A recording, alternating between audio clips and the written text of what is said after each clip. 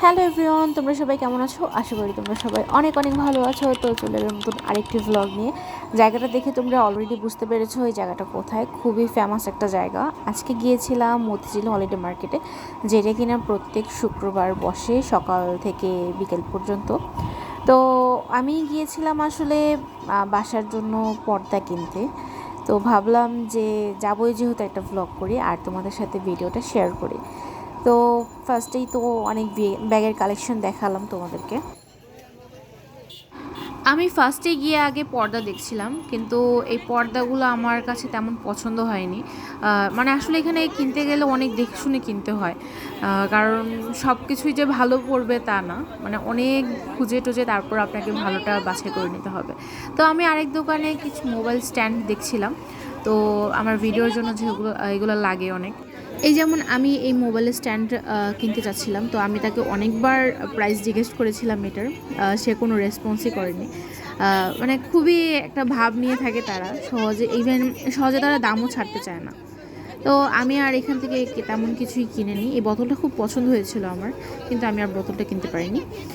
এরপর আমি আরেকটা দোকানে যাই। এখানে সুন্দর সুন্দর কিছু মগ দেখছিলাম, তো মগগুলোর প্রাইস 150 করে বলছিল। আর তো এই এই মগগুলো আসলে এখন খুব ভাইরাল, মানে খুব ট্রেন্ডি মগ। এগুলো দিয়ে খুব অ্যাস্থেটিক একটা ছবি তোলা যায়। যেহেতু বাসায় আমার অনেক মগ অলরেডি জমে আছে, তাই আমি আর নতুন করে কোনো মগ কিনিনি। তারপর আমি ঘুরতে ঘুরতে আরেকটা দোকানে চলে গেলাম। তো এই দোকানে গিয়ে দেখি এই মামাটা মানে ট্রেতে নিয়ে এই 4টা গ্লাস সেট হাতে নিয়ে এটা ভিডিও করছিল। তো আমি আবার এটা ভিডিও করতে যাব, তো সে আমাকে আবার বলতেছিল যে এটা ভিডিও করা যাবে না। তো আমি এমনি ক্যামেরা নিয়েছিলাম।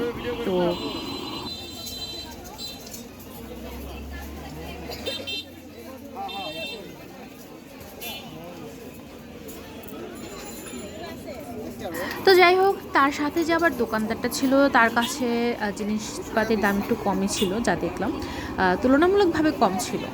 তারপর আমরা আরেকটা সাইডে গিয়ে দেখলাম যে মেয়েদের কিছু অর্নামেন্টস সেল করছিল। এই অর্নামেন্টসগুলো খুবই পুরানো ছিল, যে এগুলো নেওয়ার মতন না। তবুও দেখলাম মানুষ এগুলো নেওয়ার জন্য ভিড় লাগেছিল। এরপর একটু সামনে যেতেই তারপর একটা শাড়ির দোকান দেখলাম। তো এই শাড়িটা আমার একটু পছন্দ হয়েছিল, কিন্তু শাড়িটার দাম একটু বেশিই চাচ্ছিল। তারা 1,500 টাকা বলেছিল শাড়িটার দাম, কিন্তু আমি ভেবেছিলাম আর একটু কম হবে। তো পরে যাই হোক, শাড়িটা পরার নেওয়াও হয়নি। আর এই ভিডিও করার মাঝখানে যখন সামনে লোক চলে আসে না, তখন যে কী লেভেলের মেজাজ খারাপ হয়। তারপর সামনের কিছু দোকানে গিয়ে দেখলাম যে অনেক সুন্দর সুন্দর বেডশিট নিয়ে বসেছে। তো আমি কিছু বেডশিট দেখছিলাম, যদিও বাসায় অনেক বেডশিট আছে। তো তোমাদের সুবিধার্থে জায়গাটা আরেকবার বলে দিই। জায়গাটা হলো ঠিক মতিঝিল আইডিয়াল স্কুলের সামনে এই মেলাটা বসে।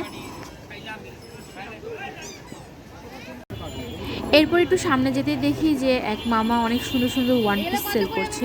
এই গাউনগুলো খুবই সুন্দর ছিল, আর প্রাইসও খুব রিজনেবল, 500 করে বলেছিল।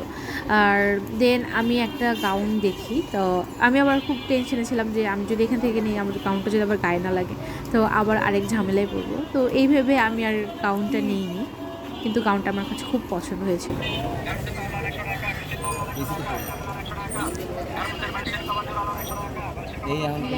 যারা যারা আমার পিছনে বদনাম করে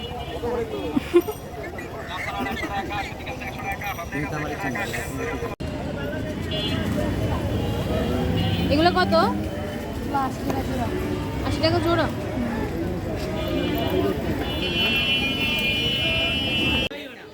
সেখানে কিছু জুতোর কালেকশনও ছিল। তো ওই জুতোগুলো কিছুটা মানে ভালো খারাপ সব কিছু মিলেই ছিল। তারপর আরেকটু সামনে যেতে এই হোম ডেকোরের জিনিসগুলো দেখলাম। এই আয়নাটা আমার খুব পছন্দ হয়েছিল, কিন্তু নিয়ে কোথায় বসাবো সেই ভেবে আমি আর এটা কিনে নিই, যেহেতু আমার ঘরে জায়গা খুবই কম। এখন কথা হচ্ছে আমি যে জিনিসটা কিনতে গিয়েছিলাম সেটা আমি আর পরে কিনতে পারিনি। বলেছিলাম বাসার জন্য পর্দা কিনবো, কিন্তু আমার পর্দা একদম সেট ধরে লাগবে, কিন্তু এইখানে গিয়ে যা বুঝলাম এখানে সেটের পর্দা নেই।